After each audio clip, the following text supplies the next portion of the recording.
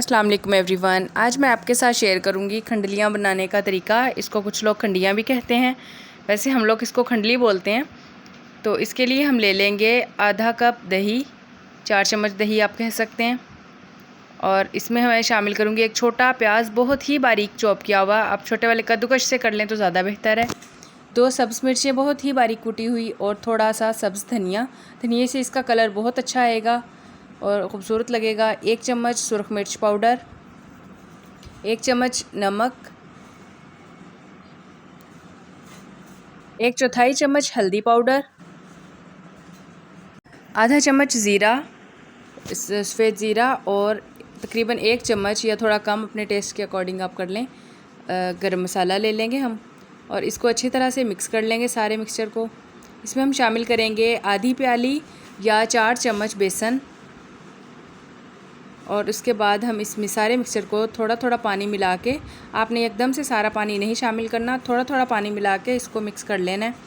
इसका हमें वैसे एक पतला घोल चाहिए इस तरह से। ये देखिए अभी गाढ़ा है, इसमें मैं पानी शामिल करके मज़ीद इसको थोड़ा सा पतला कर लूँगी क्योंकि हमने इसको पकाना है। खंडलियों को हमेशा पका के गाढ़ा किया जाता है। इसमें 1 चम्मच ये मैंने घी शामिल किया है, डालडा घी। ये देखें इतनी पतली आपकी होनी चाहिए। अब एक पैन लेंगे, उसमें हम घी नहीं शामिल करेंगे, सिर्फ ये खंडली का जो पतला घोल हमने बनाया है ये हम इसमें शामिल करेंगे। और इसको आपने मुसलसल चम्मच हिलाते हुए हल्की आंच पर पकाना है क्योंकि ये बहुत जल्दी चिपक जाती है नीचे। और इवन ये नॉन स्टिक पैन पे भी चिपक जाती है, लेकिन हमने आप इसको चिपकने नहीं देना बिल्कुल भी। इसको मुसलसल हिलाते हुए साइड से आपने ध्यान इससे नहीं हटाना, हल्के हाथ से इसको मिक्स करते रहना है। और इस सारे घोल को हम बहुत गाढ़ा कर लेंगे पकाते हुए। ये देखिए आपने बस इसको चिपकने नहीं देना। ये नॉन स्टिक पर भी नीचे थोड़ा सा लगने की कोशिश करता है, लग जाता है कहीं कहीं, तो इसको आपने अच्छी तरह से हिलाते जाना है, तो इसको लगने नहीं देना बस नीचे। ये देखिए अब ये तकरीबन हो गया हमारा। इसको 1 मिनट और पकाएंगे और इसको हम एक ट्रे में निकाल लेंगे। ये देखें अब तकरीबन ये सारा हो गया है, कितना स्टिकी हो गया आप देख सकते हैं इसको। इससे आपकी खंडली जुड़ेंगी अच्छे से और टूटेंगी नहीं बिल्कुल भी। इस तरह से आप एक ट्रे में निकाल के इसको फैला लें।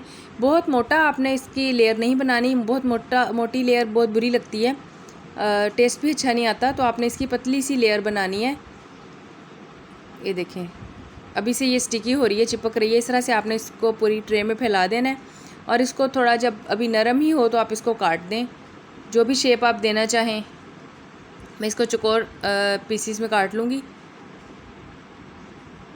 इस तरह से आप लंबाई के रुख काट लें और फिर इसको चौड़ाई के रुख काट के लंबाई की शेप दे लें। कुछ लोग इसको एक त्रिकोण सी शक्ल भी देते हैं, तो आपको जो शक्ल भी अच्छी लगे आप वो इसको दे सकते हैं। इस तरह से आप इसको काट के, मैं इसको उठा के दिखाती हूँ आपको। नीचे मैंने कोई ग्रीसिंग नहीं की, कोई ऑयल वगैरह नहीं लगाया, फिर भी ये इतनी आसानी से उतर जाएगी। ये देखें ज़रा, बिल्कुल भी नहीं चिपकी, ये कितनी आसानी से ये उतर गई है। आप देखें इसको, ये देखें इसकी शेप भी ख़राब नहीं हुई। इसको एक्स्ट्रा क्रंची जो है टेस्ट देने के लिए आप इसको तवे पर थोड़ा सा फ्राई कर लें, ठीक है, ज़्यादा नहीं, थोड़ा सा बस आप इसको कलर दे लें। ये वैसे ऑप्शनल है, इसका सिर्फ क्रंच बढ़ाने के लिए।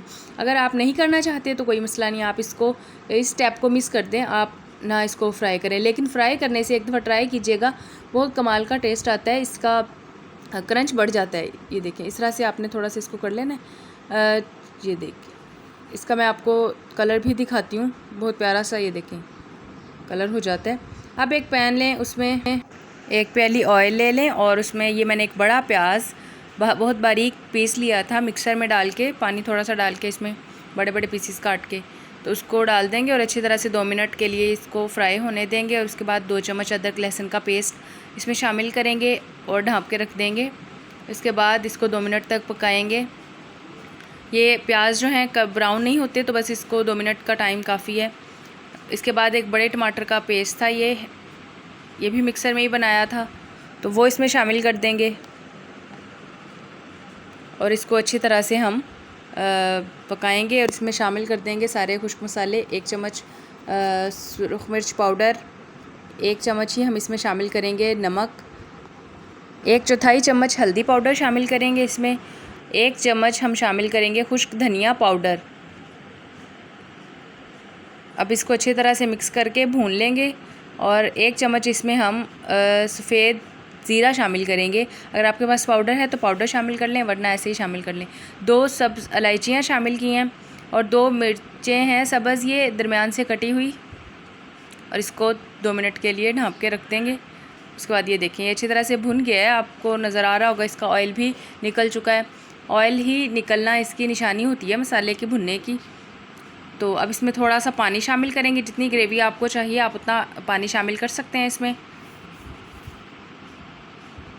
इसको पकने के लिए रख देंगे, 2 मिनट में हो जाएगा ये। अब इसमें जो हमारी खंडलियाँ हैं फ्राई की हुई, वो हम इसमें शामिल कर देंगे। अच्छी तरह से इसको पकाएंगे। बॉयल आने पर ये देखें 1 से 2 मिनट में इसका कितनी ज़बरदस्त ग्रेवी बन गई है। आपको जितनी चाहिए हो आप उतना पका लें इसको और निकाल लें, क्योंकि ये ख़ुद ही पके हुए हैं तो इसको ज़्यादा पकाने की ज़रूरत नहीं है। ये देखें माशाल्लाह कितने खूबसूरत लग रहे हैं। वैसे तो आप लोग बनाते ही होंगे खंडलियाँ, लेकिन इस तरह से आप बना के देखें, आपको मज़ा आ जाएगा। अगर मेरी रेसिपी आपको अच्छी लगी हो तो मेरे चैनल को ज़रूर सब्सक्राइब कीजिएगा, वीडियो को लाइक कीजिएगा। ओके जी, अल्लाह हाफिज़।